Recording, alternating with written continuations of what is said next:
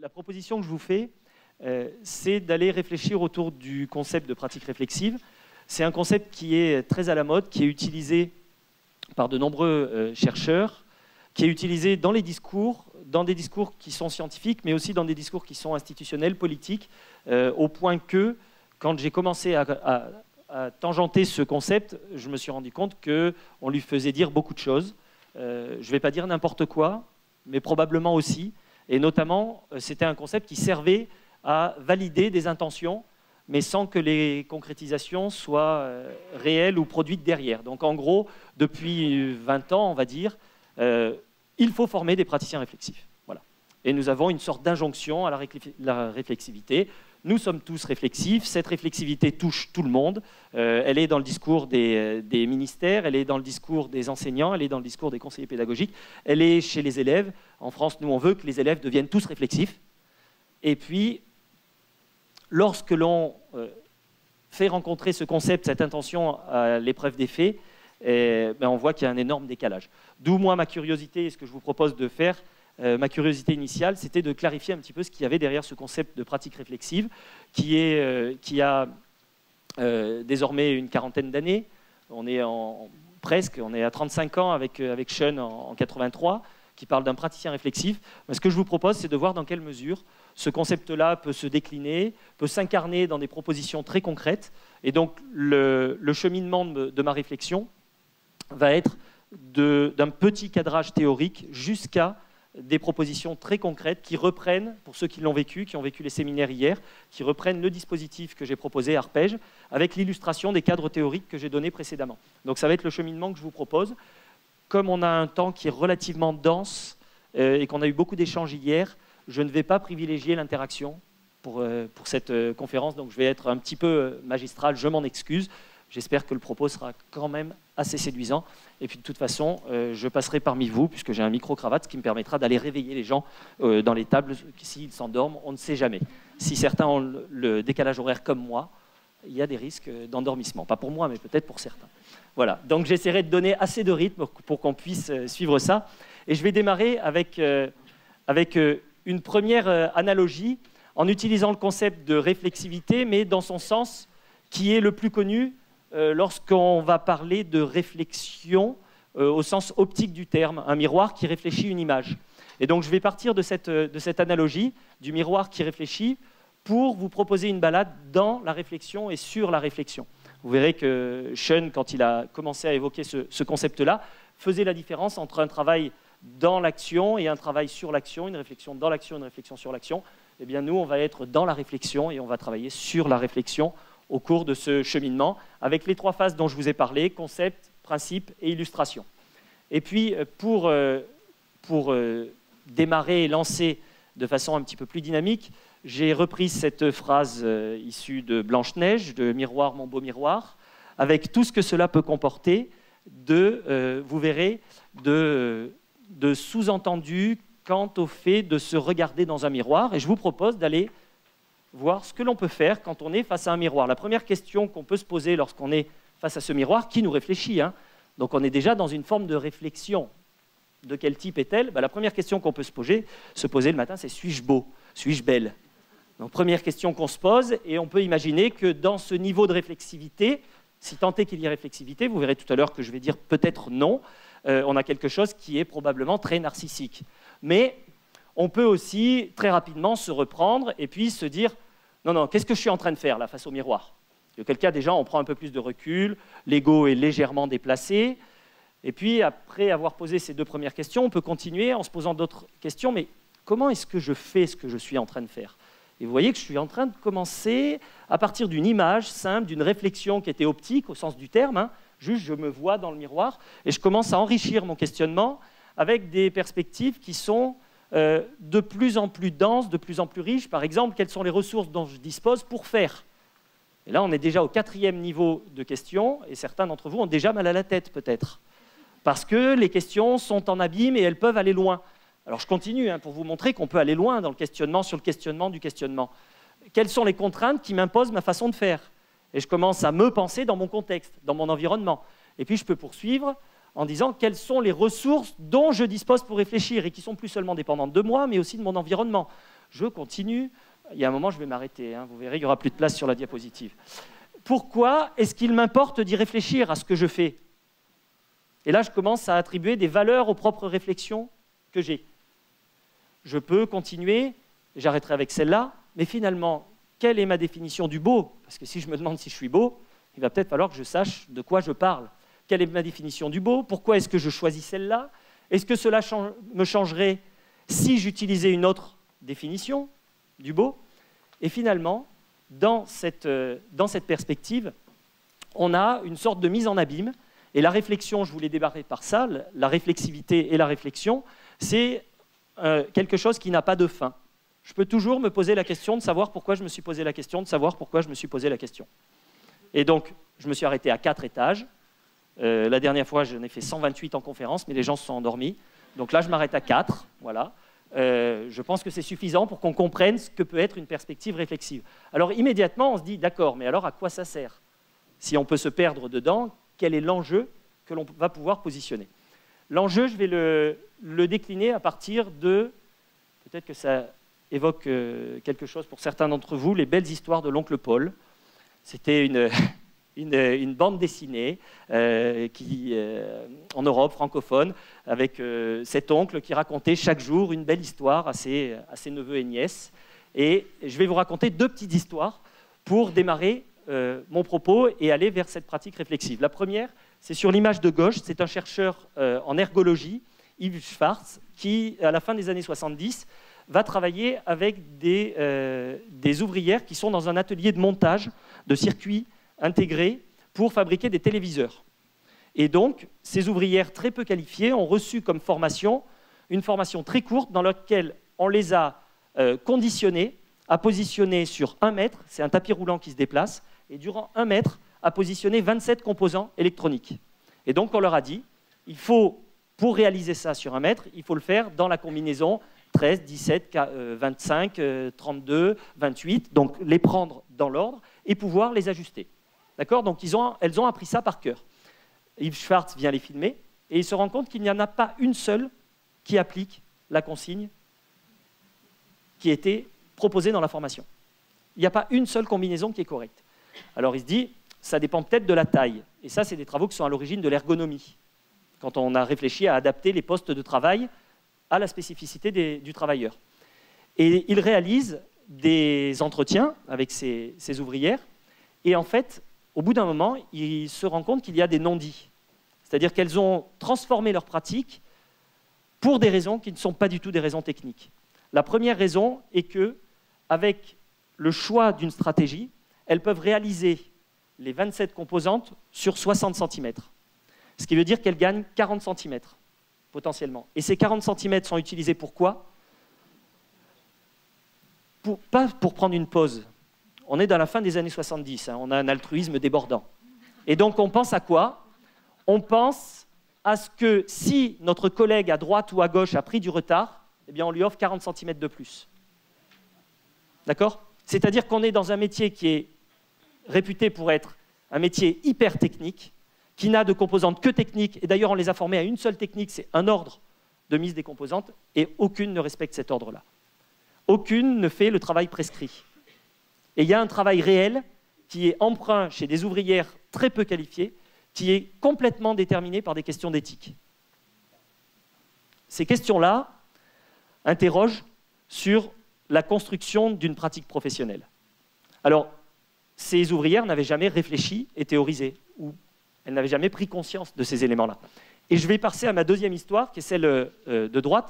C'est le travail que réalise Donald Schoen lorsqu'il va interroger des experts, cette fois, des gens qui ont une réputation dans leur domaine, architecte, design, dans son ouvrage de 83, le praticien réflexif, il va les interroger et il se rend compte qu'eux non plus ne réalisent pas du tout ce qu'est le travail prescrit. C'est-à-dire qu'ils ne mettent pas en œuvre ce qu'on leur a enseigné dans les universités pour réaliser leur métier. Ils font autre chose qu'ils ont construit avec l'expérience, et cette expérience, c'est le dialogue avec la situation. C'est-à-dire chaque situation est singulière, et il y a une sorte de dialogue, une interaction qui se passe avec la situation, et qui fait que le professionnel reconstruit des savoirs d'action, d'expérience professionnelle, qui sont en partie étayés par ces savoirs théoriques, mais qui ne sont aucunement une application des savoirs théoriques. Donc on a en Californie et en France 2 chercheurs qui, dans les mêmes années, à la fin des années 70, arrivent aux mêmes conclusions. Il existe dans l'agir professionnel des déterminants qui ne sont pas conscientisés et qui ne répondent pas aux logiques de travail prescrits. En d'autres termes, ces 2 éléments-là posent un véritable problème aux formateurs, puisqu'ils leur mettent en évidence qu'il n'y a pas de matrice de prescription qui soit retranscriptible, que l'on puisse transmettre systématiquement dans une formation normalisée. Alors ça nous interroge beaucoup, nous. Dans les ateliers, hier, on a évoqué des questions sur la pyramide de Bloom et à quel stade on était dans cette pyramide de Bloom. Est-ce qu'on est plutôt sur de l'analyse? Est-ce qu'on est plutôt sur de la transmission? Quand on est dans notre action de conseiller pédagogique, d'enseignant, à quel stade on se situe? Et donc cette réflexion-là, elle devient fondamentale au cours des années 80 et 90, et elles font exploser les modèles transmissifs classiques. Ce que Schoen appelle avec Argyris la science appliquée, et il développe la science-action, c'est-à-dire quelque chose qui est beaucoup plus en adaptation avec le contexte. Et le praticien réflexif, c'est celui qui est capable, par la réflexion, de prendre du recul sur son dialogue avec la situation. On a, à partir de là, une véritable évolution des paradigmes de formation qui fait dire en 2012 à certains auteurs, dont des auteurs québécois, qu'il y a un véritable virage réflexif en éducation dans les années 80-90 et que ce paradigme est devenu assez dominant. Sauf que ça dépend de ce que l'on met dedans. Et je vais essayer, moi, de vous proposer une version de ce que l'on peut mettre dedans, qui est ma version personnelle que je développe depuis une quinzaine d'années, ce qui ne veut pas dire qu'elle est unique. Il y a d'autres lectures de ce qu'est le paradigme du praticien réflexif.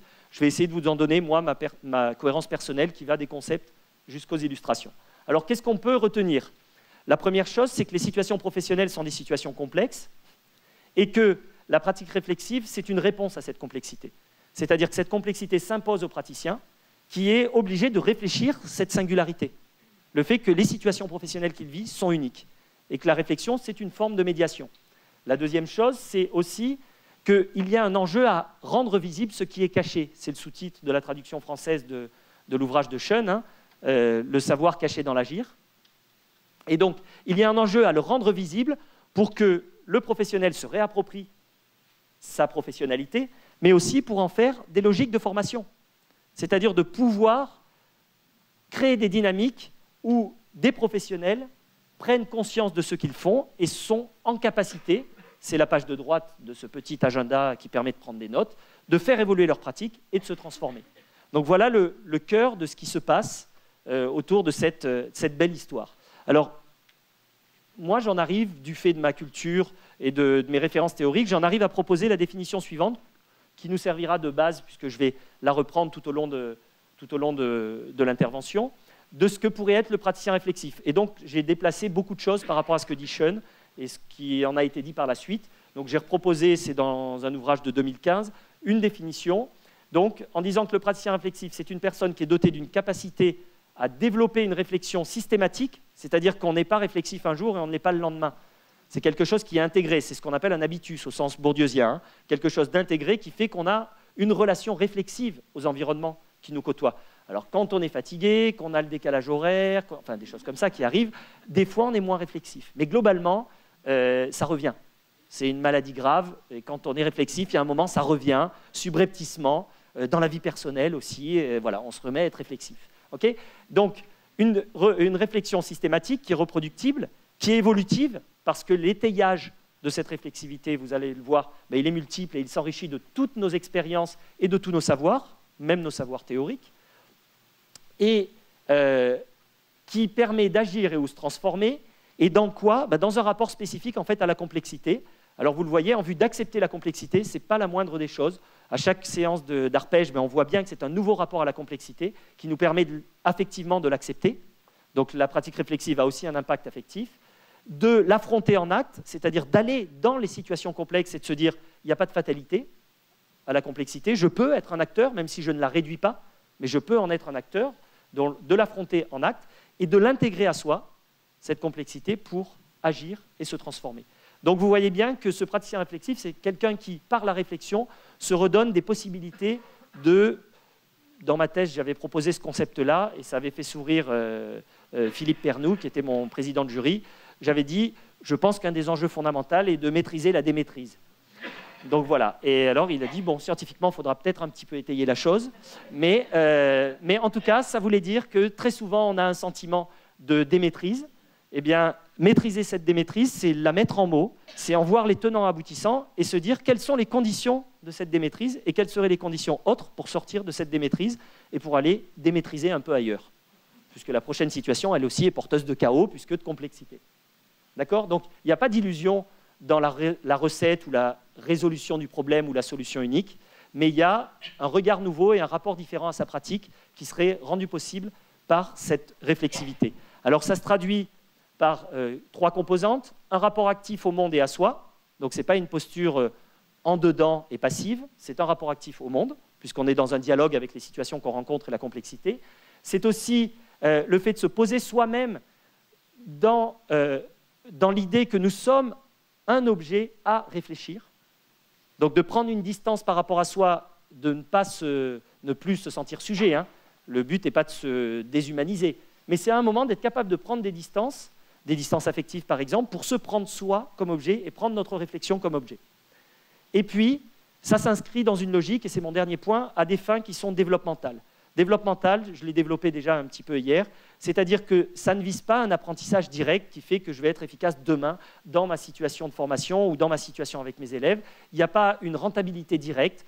On n'est pas réflexif parce qu'on a eu un cours de pratique réflexive le vendredi de 14 à 16 heures, et du coup, le lundi matin, on est réflexif avec sa classe face aux élèves de 9h à 9h30, et à la pause, on n'est plus réflexif. Donc, effectivement, ça ne se passe pas comme ça. C'est de l'ordre du développement.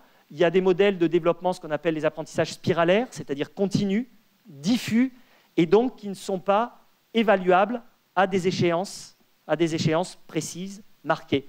Donc ça participe de la création de l'identité, ça participe de la construction du professionnel, mais ça n'est pas dans des logiques de rentabilité directe. Et c'est là où je me différencie, moi, assez nettement de la tendance anglo-saxonne, notamment Schoen, dans lesquelles il y a toute une partie qui est une exigence de production, une exigence d'activité productive, où on va construire des réponses, on va transformer les actions, on va les évaluer directement. D'accord? Donc moi, la proposition que je vous fais, c'est d'aller dans des boucles qui sont beaucoup plus larges au niveau temporel et beaucoup plus diffuses. J'ai évoqué l'effet Witzavon pour certains dans les séminaires d'hier, en disant que les effets de la séquence pouvaient avoir lieu immédiatement ou dans 5 ans. Voilà. Alors c'est sûr, en matière de déception, ceux qui attendaient des évolutions, transformations directes de leur identité professionnelle peuvent être déçus, mais dans 5 ans, ils ne seront pas déçus, donc le contrat sera garanti. Alors, je vais aller maintenant sur quelque chose d'un petit peu plus technique en vous donnant plus précisément ma définition des processus réflexifs. Là, je vous ai donné la définition du praticien réflexif, et on va aller sur la définition de ces processus. Avec la colonne de gauche, ça correspond aux indicateurs. Donc, en haut, vous avez les processus globaux, vous avez les sous-processus et le contenu ou la matière qui est travaillée. Donc la première chose qui se produit, c'est vous êtes dans le couloir de, je sais pas, des bureaux de la commission scolaire, ou vous êtes dans le couloir d'une école, et il y a un enseignant dans le couloir de son école, et qui dit « j'ai de plus en plus de mal avec l'absence de communication dans l'équipe ». D'accord? Cette mise en mots correspond à cette première colonne.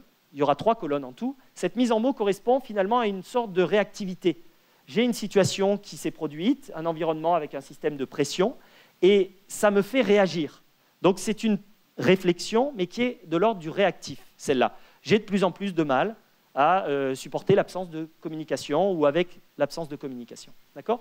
Le processus qui est là, chez Piaget, il parle de réfléchissement, c'est-à-dire d'une mise en mots, okay, une mise en mots directe. On parle aussi de réflexion à chaud, souvent. On n'a pas pris le temps de réfléchir, on va dire des choses. Et donc, le contenu, c'est la mise en mots, la formalisation verbale de perception dans une situation. Je vais vous faire un tout petit détour très rapide. Il y a des chercheurs, notamment un prix Nobel d'économie, qui a travaillé sur la rationalité et l'irrationalité des raisonnements en économie, qui s'appelle Kahneman. Et il a mis en évidence que cette colonne-là fonctionnait dans le cerveau avec une partie du cerveau uniquement, qui est ce qu'on appelle le raisonnement en système 1, c'est-à-dire un raisonnement qui est très peu coûteux, c'est-à-dire qu'on n'investit pas beaucoup d'énergie pour réfléchir, et donc on va lancer des idées qui arrivent immédiatement, qui ne sont pas filtrées par une rationalité logico-mathématique. Ça, c'est un deuxième système. Donc ce système-là, c'est un système très réactif, qui a très peu de filtres, et qui va mettre en mots un certain nombre de choses. Vous comprenez bien qu'on n'est pas dans la réflexivité lorsqu'on est dans cette expression réactive. On commence à rentrer dans la réflexivité à partir du moment où on va poser un miroir sur ce réfléchissement. Hier, ça correspondait au récit des situations hein, dans le séminaire. On va commencer à poser un miroir. Vous le voyez, hein, j'ai repris mon image du miroir. Et cette matière du réfléchissement va devenir matière à réflexion.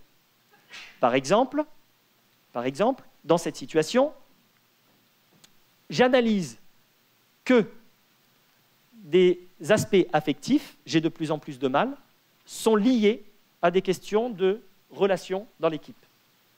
Cette absence de communication. Donc vous voyez bien que je suis déjà passé à un autre niveau de réflexion.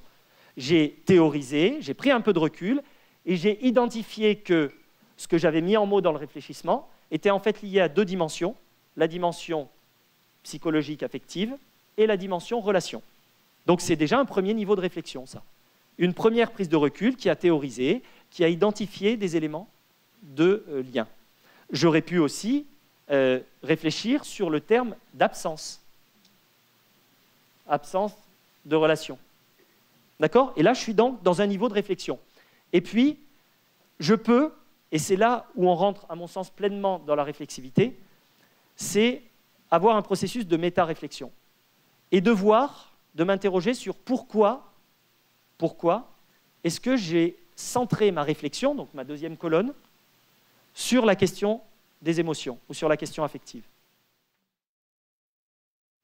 Et donc là, vous voyez, en bas, j'ai mis un certain nombre de choses, des résonances, des émotions, des dissonances. C'est que je commence à prendre ma réflexion comme objet de réflexion. Et là, je suis dans ce qu'on appelle une méta-réflexion. Ces deux étages-là constituent, à mon sens, la réflexivité.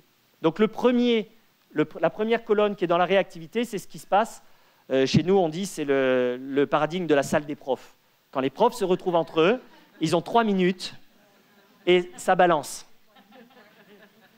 C'est la première colonne. La deuxième colonne, c'est lorsque vous avez la chance de ne pas avoir cours derrière.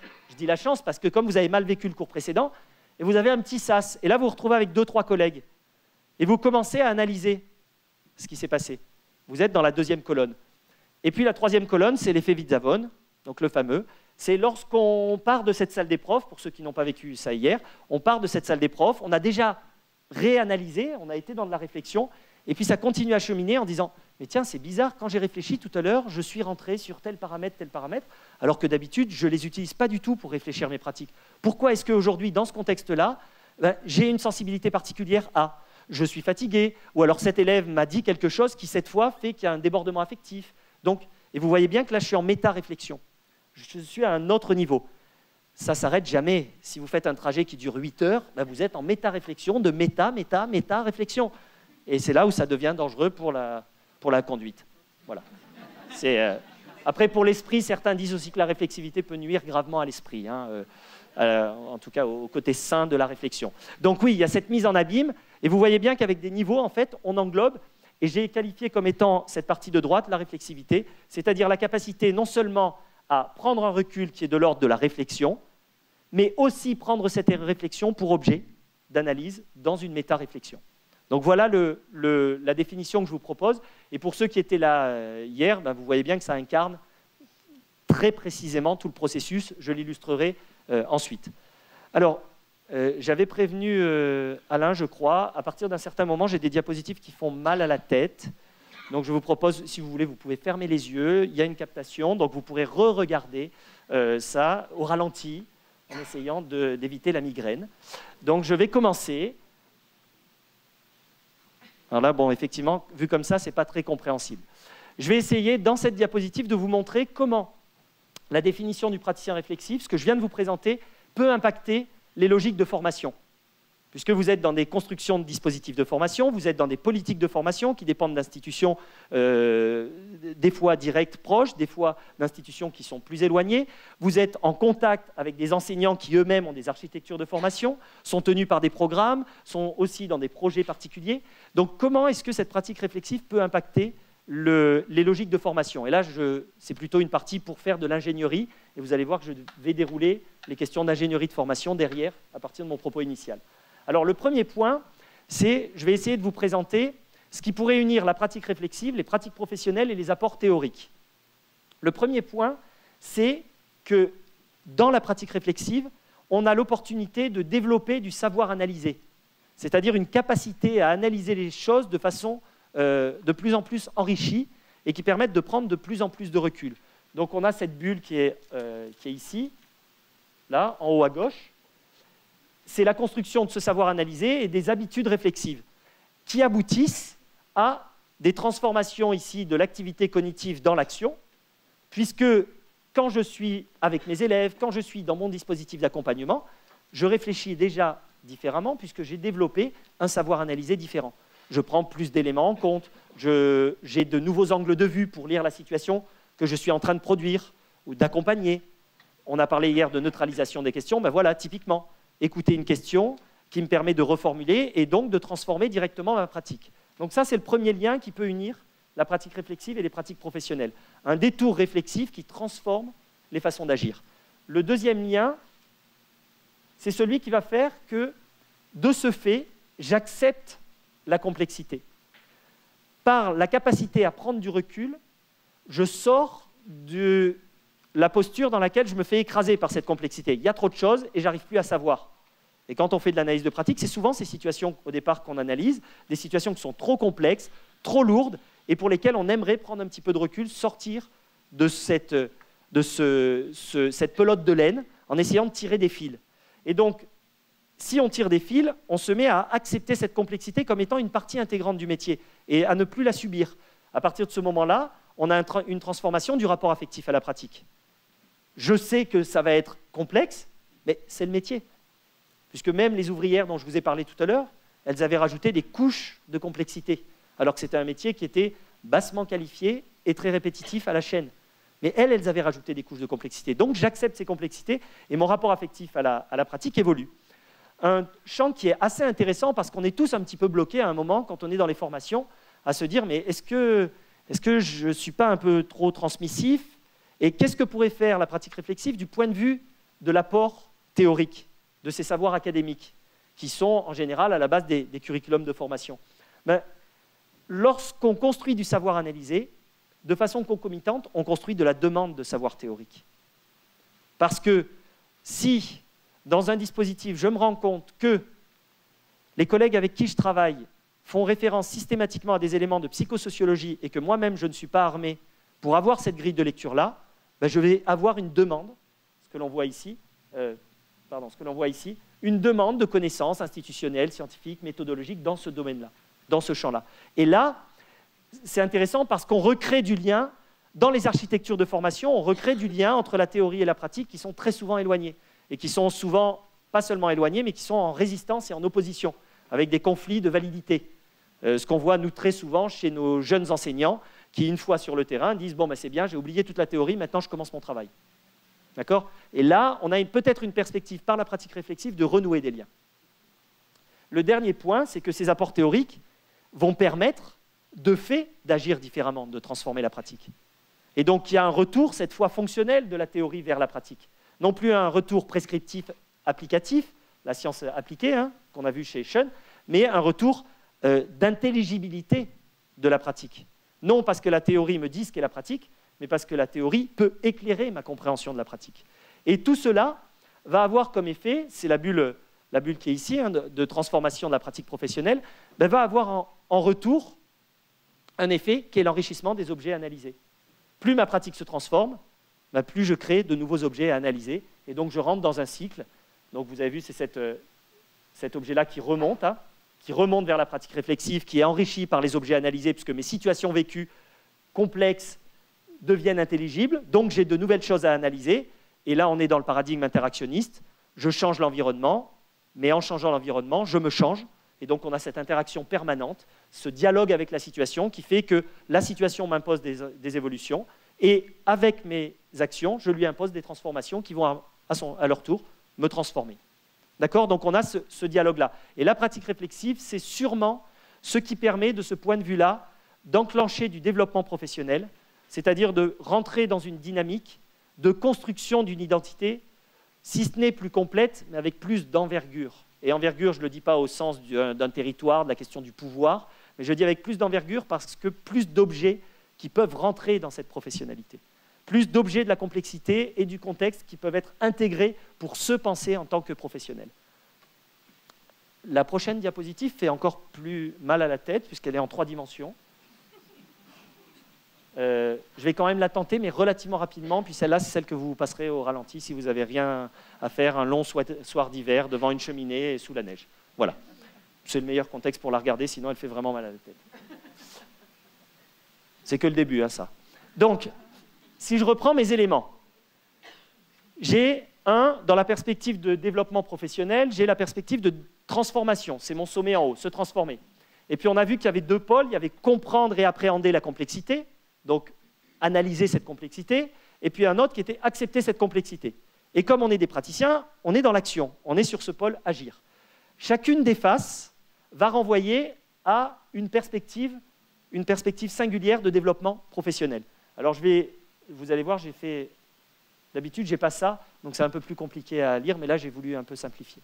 Donc si on prend la face 1, 3, 4, se transformer, agir, accepter la complexité. Si je me transforme, que j'agis et que j'accepte la complexité, alors je m'engage. Donc je suis dans un champ là où je peux m'engager parce que j'ai changé un maillon essentiel qui est l'acceptation de la complexité qui me permet d'agir et de me transformer, c'est-à-dire de prendre le risque d'être transformé par la situation. Okay ? Donc là, on est dans l'engagement. Si je prends la face 1, 2, 3, celle qui est derrière, se transformer, comprendre, accepter, là, on va être typiquement dans le développement. C'est-à-dire que ce n'est pas l'action concrète qui va être importante, c'est le développement. Au sens du développement d'une plante, vous avez une graine, vous l'arrosez et vous la voyez grandir. D'accord ? À l'instant T, vous ne la voyez pas grandir à l'œil, mais vous venez 3 semaines après, elle est plus grande. Donc elle s'est bien développée. Et donc quand on a changé ce rapport à la complexité, qu'on la comprend, qu'on l'appréhende, qu'on l'accepte, et qu'on est dans la perspective de transformation, alors on a du développement. Okay ? Si je prends la face qui est 1, 2, 4, se transformer, comprendre et agir, mais si on est dans la transformation, dans l'action et dans l'appréhension de cette complexité, c'est-à-dire qu'on l'utilise, on est dans l'innovation, c'est-à-dire qu'on fait du neuf. On fait ce que l'on n'avait pas fait avant. Okay ? Et dernière face, je vais relativement vite hein, parce que j'ai encore à peu près 3h40 d'intervention, donc il va falloir que j'accélère. 3h20. Dernière phase de la pyramide, celle qui est en dessous, accepter la complexité, comprendre et agir, et bien ça, c'est ce qui relève du fonctionnement. C'est-à-dire je gère mon rapport à l'environnement mouvant. Là, je suis dans le quotidien. Mais vous voyez bien que si on est dans ce quotidien avec juste le pôle agir et pas ce rapport à la complexité, ben ce fonctionnement devient anxiogène. Si on n'est que sur l'agir sans aucune vision et recul sur la complexité, ben on est dans de l'agir qui devient anxiogène. Et donc l'idée de fonctionner et de gérer, c'est retrouver aussi de la paix dans l'action. Retrouver aussi un rapport apaisé avec l'environnement. Donc voilà pour cette première grande partie. À partir de là, donc je termine cette première partie de définition de ce qu'est le paradigme réflexif tel que je l'entends. Je vais poursuivre en vous proposant, et je vais le faire très rapidement, ça, de façon à aller sur les illustrations de ces 6 principes. Je vais vous proposer en fait 6 principes pour favoriser l'émergence et l'entretien de l'analyse et de la réflexivité, à partir des définitions que j'ai proposées et de ce que l'on pourrait dérouler dans les pratiques d'accompagnement et notamment dans les dispositifs d'analyse de pratique tels qu'on l'a vécu hier, mais aussi dans les pratiques d'accompagnement. Qu'est-ce que l'on va pouvoir avoir comme facteur essentiel ? Ces 6 éléments, je vais les détailler et ensuite, dans la dernière partie, je les illustrerai très rapidement. J'en illustrerai principalement un, qui est celui de favoriser les dissonances, pour voir en quoi ces éléments sont moteurs pour créer de la réflexivité et l'entretenir. Alors le premier, je vais le développer très rapidement, c'est la sécurisation du cadre. Vous avez compris que ce nouveau rapport à la complexité, cette transformation identitaire est quelque chose de déstabilisant. Certains qui ont vécu le dispositif hier, on ne se connaissait pas et au bout de 30 minutes étaient déjà un peu déstabilisés. D'accord? Et on ne peut pas se permettre de déstabiliser quelqu'un, c'est-à-dire de le pousser en bas de l'estrade sans avoir prévu qu'il y avait des coussins en bas. Enfin si, on peut, mais ça relève d'autres problèmes. Donc, la sécurisation du cadre, c'est de créer un environnement favorable pour que la personne accepte de se déplacer. Okay? Et ça se crée à la fois par des éléments de contractualisation, donc des règles de fonctionnement qu'on a dans l'accompagnement, qu'on a dans un dispositif d'analyse de pratique en groupe. Donc, qu'est-ce que l'on contractualise qui positionne clairement la possibilité de chacun d'interagir? Et comment est-ce qu'on fait pour l'accompagner? Parce qu'il ne suffit pas de contractualiser, il faut aussi le faire vivre et le garantir dans le déroulement du temps et du suivi. Donc, ces éléments-là, vous voyez, je mets à gauche les principes et à droite, je mets des éléments de vigilance. Pour des questions de temps, je ne vais pas les développer, mais vous les aurez dans le support, donc vous irez voir. Je vous illustre par exemple ici, puis après j'arrêterai de le faire. La question de la souplesse. Parce que pour certains, un cadre trop rigide, c'est quelque chose qui bloque. Hier, vous avez vu quelque chose de très minuté, certains se sentent à l'étroit dans ce minutage. Ils trouvent ça à la fois sécurisant, mais ils aimeraient bien avoir plus de temps pour.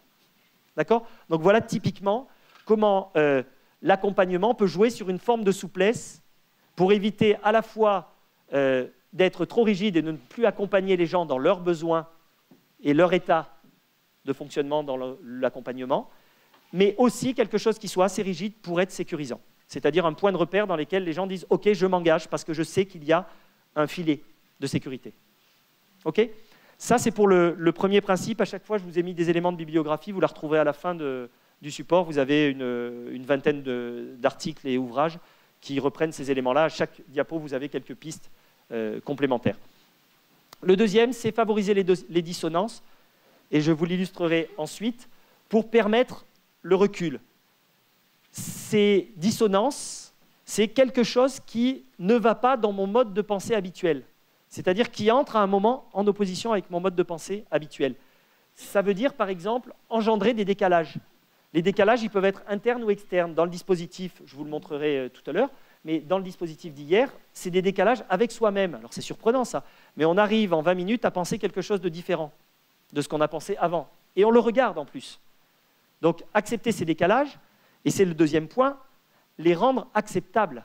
Parce qu'en termes d'identité, se rendre compte qu'on vient de penser quelque chose de très différent d'il y a 20 minutes et qu'objectivement on est la même personne, ça peut pousser à une petite perception de schizophrénie latente qui peut être inquiétante.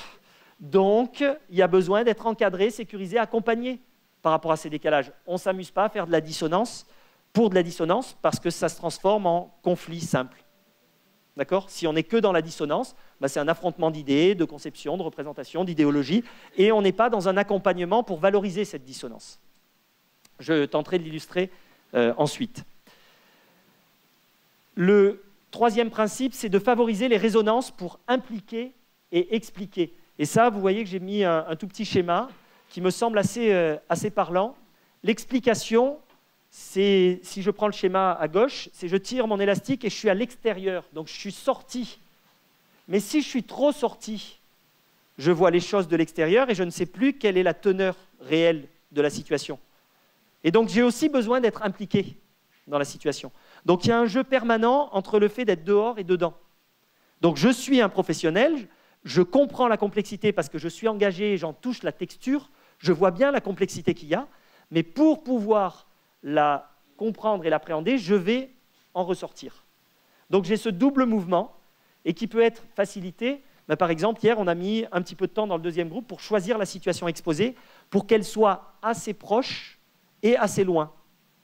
On a choisi une situation qui permettait aux gens de se sentir dedans, d'avoir des résonances, de s'identifier, mais ça n'était pas complètement eux, de façon à ce qu'on puisse aussi prendre une distance affective avec la situation exposée, pour ne pas être dans le partage d'un pathos, par exemple. Oh là là, oui, mais ta situation est très dure, je vis la même, pleurons ensemble. Oui, mais ça arrive aussi dans la salle d'épreuve, je vous rappelle. Hein. Donc, il y a cette distance-là qu'on va essayer de trouver, et donc pour favoriser le couple explication-implication. Si on n'était que dans l'explication, on pourrait faire venir des chercheurs en supervision, qui viendraient nous dire de l'extérieur, je vois ça. mais on aurait réduit très sensiblement la complexité. On aurait amputé toute une part de la réalité vécue, c'est-à-dire subjective, par le praticien. Donc il y a vraiment cette tension permanente entre implication et explication qui se déroule. On peut aussi utiliser des détours, parce que la mise en mots, c'est quelque chose qui se charge très rapidement d'affect. Donc on peut utiliser des détours formels, par exemple, passer par l'écrit pour clarifier sa propre pensée. Je voulais dire que, oui, ben, écris-le. Alors dis-le-moi, vraiment. Passe par l'écrit. Prends les mots, cherche les mots qui sont justes, qui peuvent traduire. Parce que la parole, effectivement, elle va disparaître une fois qu'elle est dite. Le mot, il va pouvoir rester, on va pouvoir revenir, on va pouvoir travailler. Tout à l'heure, dans mon illustration, l'absence de communication. Ce terme absence, il est sûrement très important. Parce qu'objectivement, les gens se parlent sûrement. Mais pourtant, le mot qui est sorti, c'est le terme d'absence. Donc si je l'écris, je vais peut-être pouvoir poser une définition dessus qui va me dire, en fait, non, c'est une absence relative. C'est une absence très subjective, c'est une absence qui. D'accord? Donc le détour par l'écrit. Le détour par la mise en forme. Hier, on a procédé, je vous le montrerai peut-être après, non, je n'aurai pas le temps, on a procédé à des modélisations, on s'est donné à voir. C'est-à-dire qu'on a essayé aussi de voir ce que pouvait être une représentation visuelle d'une situation. Et on avait plein de modèles différents. Et si on avait, enfin j'aurais pu les afficher là d'ailleurs, on a eu 6 présentations sur le matin et l'après-midi, on a eu 10 modèles en tout, et on a 10 modèles qui parlent de choses radicalement différentes. C'est-à-dire que dans la construction de chacun de sa représentation en fonction de ses ressources, eh bien, les reculs réflexifs que nous avons eus nous ont amenés à avoir des compréhensions très singulières des situations qui avaient été étudiées. Et pourtant, objectivement, on avait tous entendu la même chose, mais on n'a pas du tout compris la même chose. On a retranscrit avec nos propres ressources, nos représentations, nos croyances. On peut aussi passer, ça je le fais relativement rarement, mais il y a beaucoup de collègues qui le font, passer par la métaphore. Vous l'utilisez peut-être. Avec les élèves, ça s'utilise aussi, ça, de passer par des métaphores pour trouver d'autres détours pour dire les choses, trouver d'autres images qui vont permettre de repenser les rapports, notamment les problématiques. Dans les contes, dans les fables, ben on a toujours une problématique finalement qui est quelque part. Et donc, passer par là, c'est peut-être identifier plus facilement des éléments de tension, des éléments problématiques dans les situations qu'on a pu reconstruire. Le 5e principe, c'est celui d'outiller l'analyse. Et là, je vais le passer très rapidement, mais je vous renverrai au support pour le comprendre. C'est par exemple en fournissant des cadres d'analyse ou en faisant reconstruire des cadres d'analyse par les participants, les personnes que l'on accompagne. Et je voudrais juste aller très vite sur la modélisation de l'approche multiréfléchie, qui est détaillée dans le PowerPoint, là. Et c'est la modélisation qu'on trouve dans l'ouvrage de 2015 que j'ai publié, donc vous pourrez le retrouver très détaillé, très explicité. Donc c'est une situation dans laquelle, ça c'est la situation prétexte de départ, dans laquelle en fait un élève a des très bons résultats lorsqu'il fait des évaluations dans la classe, et lorsque c'est des évaluations qui sont préparées à la maison, et quand il revient sur une évaluation qui est sur une évaluation certificative, à un moment, là, il a des notes qui sont catastrophiques. Donc quand il travaille avec son prof, il est très performant, et quand il y a le passage par la case maison, il ne l'est plus du tout. Alors, qu'est-ce qui se passe sur l'analyse que je vais pouvoir produire ici? Eh bien, le départ, c'est ma situation qui est réfléchie. Okay? Cette situation réfléchie, c'est les 10 lignes que je vous ai présentées avant. Vous pourrez retourner la voir pour comprendre comment elle fonctionne finement. Ces éléments-là, je peux les analyser avec des grilles d'analyse que j'utilise tous les jours. Par exemple, la question des institutions, des parents, des élèves, ou alors la question du temps, des formes de groupement, du savoir. Donc, je vais faire quoi là? Je vais juxtaposer des analyses qui sont mes grilles de lecture usuelles, celles que j'ai dans mon quotidien. Ben, j'ai tendance à toujours aller voir la question du temps dans les situations, ou la question de la place du savoir. J'ai une approche très didactique.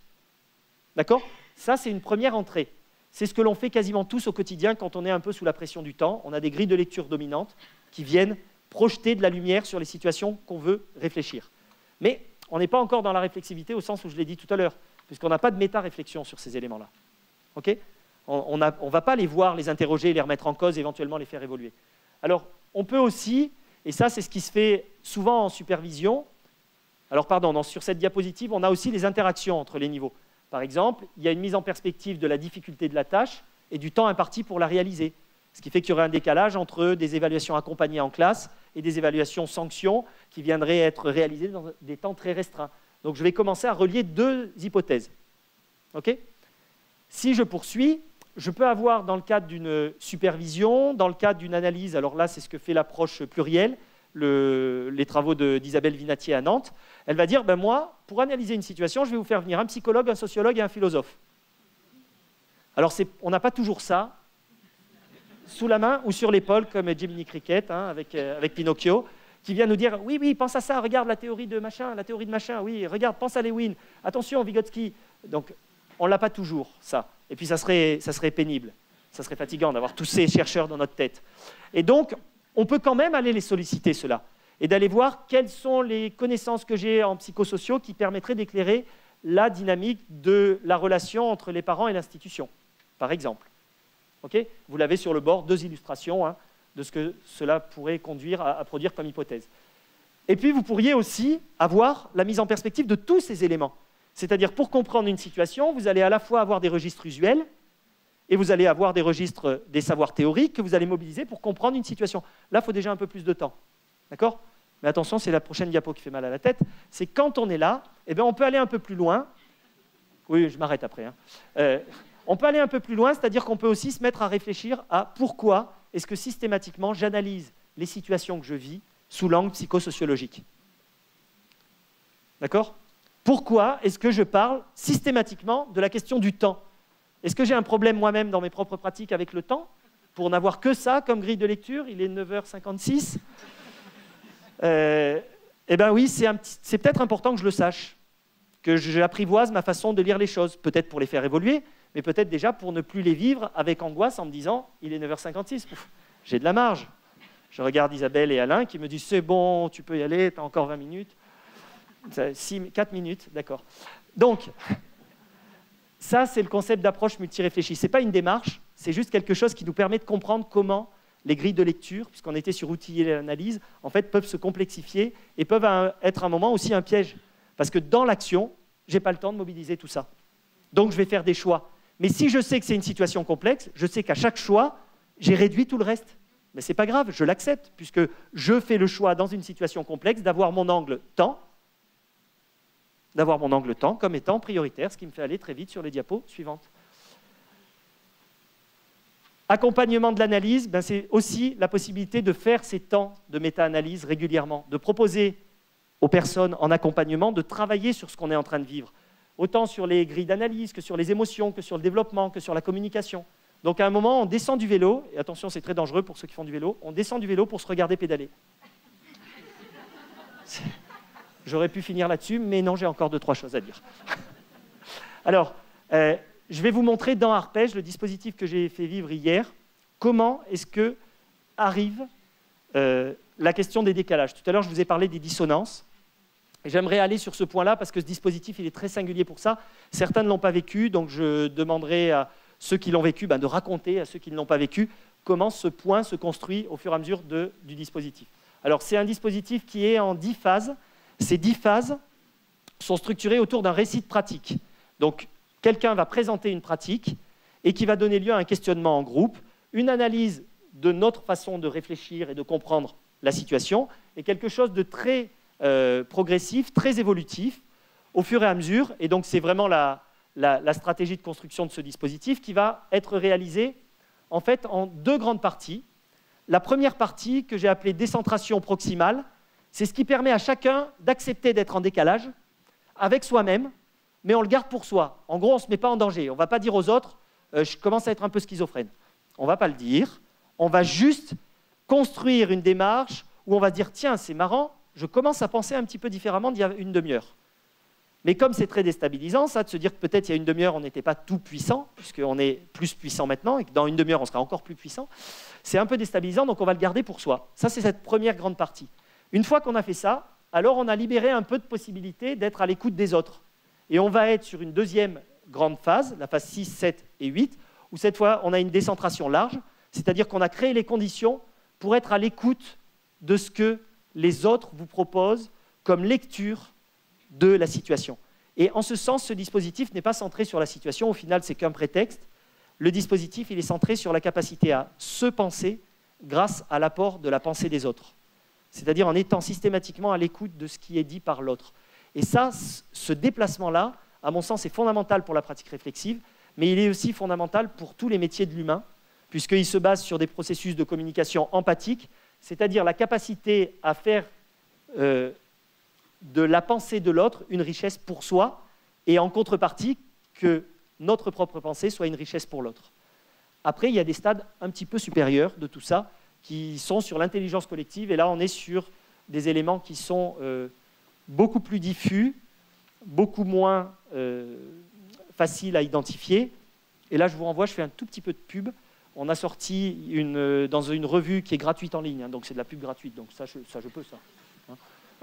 On a une revue qui s'appelle la Revue de l'analyse de pratique. On a sorti en septembre 2013 un numéro que j'ai coordonné sur l'intelligence collective, où vous pourrez aller peut-être voir ce que pourrait être cette étape supérieure, c'est-à-dire supérieure dans le sens où on met un petit étage supplémentaire et où ce n'est pas seulement penser grâce à l'autre, mais c'est penser avec l'autre. Et donc c'est co-construire des choses qui sont en émergence et uniques. Ça s'appelle Revue de l'analyse de pratique professionnelle. Il y a 13 numéros pour l'instant qui sont en ligne. On a le prochain qui va sortir en décembre. Et donc le dispositif, je terminerai juste autour de ça. En fait, ce dispositif, vous voyez qu'il va être construit autour de chacun de ces principes. Chacune des phases va donner une illustration d'un des principes, et c'est la cohérence du tout qui va constituer la possibilité de déclencher une pratique réflexive et de l'entretenir autour de déplacement des niveaux d'analyse. Toute cette logique-là s'inscrit dans la perspective de l'accompagnement, et je vais redonner juste ça pour terminer, avant de finir avec une citation de Montesquieu. Donc vous voyez que là, je vais quand même... Ouais, j'aime bien, parce que si le reste n'était pas très bon, ça au moins c'est Montesquieu, donc ça, on peut pas se plaindre. L'accompagnement, hier j'ai donné comme image, si je vais en montagne faire quelque chose de très dur, devant moi il y a un guide qui sait et qui va me sécuriser. Si j'accompagne, je suis à côté, je donne la main, on chemine ensemble, je ne sais pas où on va, mais on y va ensemble, et moi je suis là pour étayer la marche. Je suis là pour donner des moyens pour qu'on avance.